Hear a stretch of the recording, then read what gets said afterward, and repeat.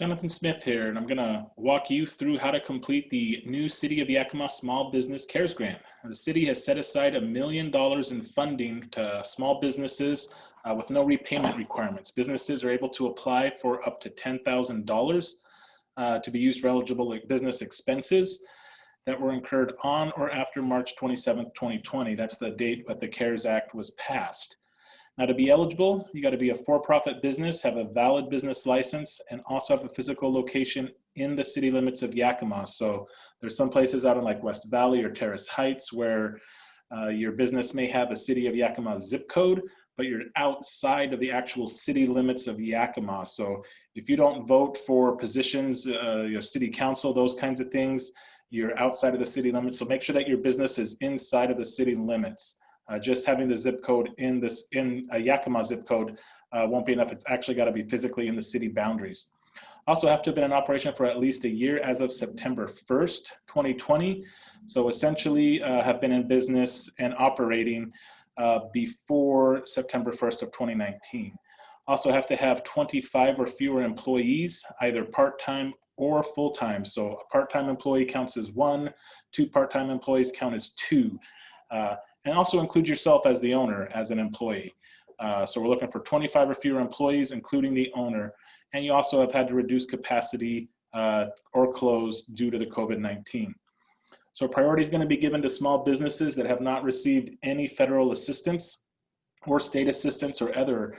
And in cases where assistance provided was less than $10,000, that business may request the difference between what it already received and $10,000 and be given a priority for that amount. So as part of the application process, you will be required to upload your business license.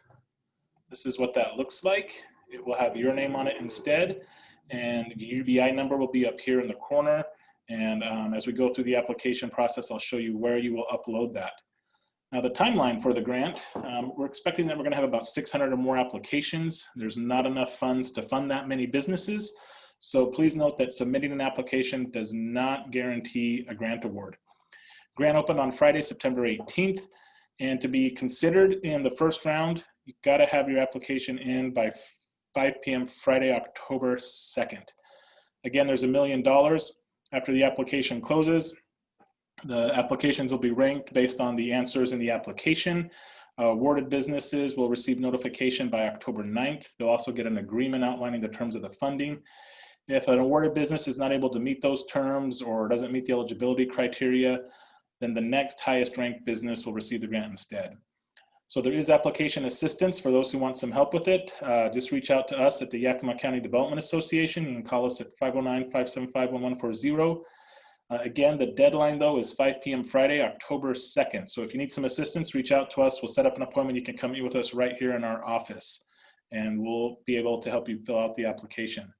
So this is what it looks like. You simply enter in your name. If you're doing business as, put that there, your phone number, your email, the year that you were established, your address.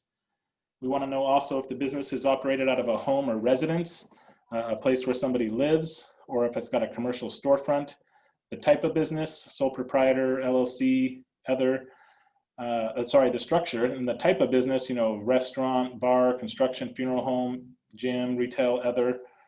And then here's where we're going to upload the copy of the business license. So you simply click on that, grab the business license, and you can see that now it's attached. If you're doing this application from your smartphone and you click on choose file, it'll prompt you to take a picture with your phone, and it'll save that right into the application. Try to make it as easy as possible. So how many employees did you have, including yourself as an owner, before COVID-19 happened? And then what's your current number of employees? What we're trying to get to is this number here, the number of employees that were laid off or lost. So if they're not working for you presently, but you plan on getting them back, that's what this number will automatically calculate. So then we want to know about how the business has been impacted. Were you completely closed by the governor's orders, partially closed, not closed at all, but had to reduce your hours or services? What's the estimated income that you lost during that time period? And then will these hardships likely put you out of business? Have you received any other money? And if you haven't, you just simply check no here. If you have, say you got an economic injury disaster loan, you would type in the dollar amount here. But if you haven't received money anywhere else, just simply check no here. and it won't give you that box down there to enter in those dollar amounts. Then this is the verification of meeting the eligibility for the use of the grant dollars. So the grant dollars can be used only for expenses connected to the COVID-19 emergency. So we're certifying that that's true. Certifying that they'll only be used for expenses necessary to continue your business operations. Certifying also, the next one, that you're not using the dollars to fill a shortfall in government revenue, such as paying directly for taxes, licenses, those kinds of things that are government. So don't pay your B&O tax with this, don't pay your federal tax with this. If you purchase something that you need in the business and you happen to pay sales tax as part of that, that's okay, that's not what we're talking about. However, if you're a retailer and you owe sales tax to the state for sales you've made, you can't use this dollars to pay your sales tax. So should be collecting that as regular. Also certifying that you're not funded from another grant source, whether federal, state, or private, for these funds. So say you're using these dollars to pay your rent for the month of August, don't also claim that you used Paycheck Protection Program money to pay your rent for the month of August as well. That would be considered using two sources of government funds to pay for the same expense. And then finally, we're just certifying that you're only requesting grant dollars because your business has been impacted by COVID-19.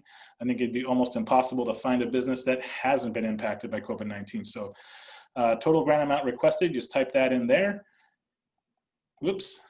You can save and resume later, that's what that is. But then you just hit the next button. And conflict of interest, if you know anybody at the Yakima County Development Association or the city who has a direct financial interest in your business. In other words, if you get one of these grants for your business, does somebody who work at the city or somebody who work at the Yakima County Development Association have a chance to actually get some of that money as a partner in the business or something like that? If the answer is no, you just put none. If you do know somebody at the city that has that kind of relationship to the business, put their name here. It doesn't mean you're disqualified. It just means we want to make sure that they're not involved in the review process so that the process can maintain its integrity. Finally, you just certify that you filled out the information true and accurate to the best of your knowledge, and put your name here, name there, and then sign. And that's it. You hit submit form and you'll get a thank you. And make sure that you check your email, that email address that you put in. All of your responses will be emailed to you. They'll also be sent to you as a PDF at that address, and that's your confirmation that the form was submitted successfully. So that's all there is to it. Good luck. We're looking forward to getting dollars out to businesses as quickly as possible.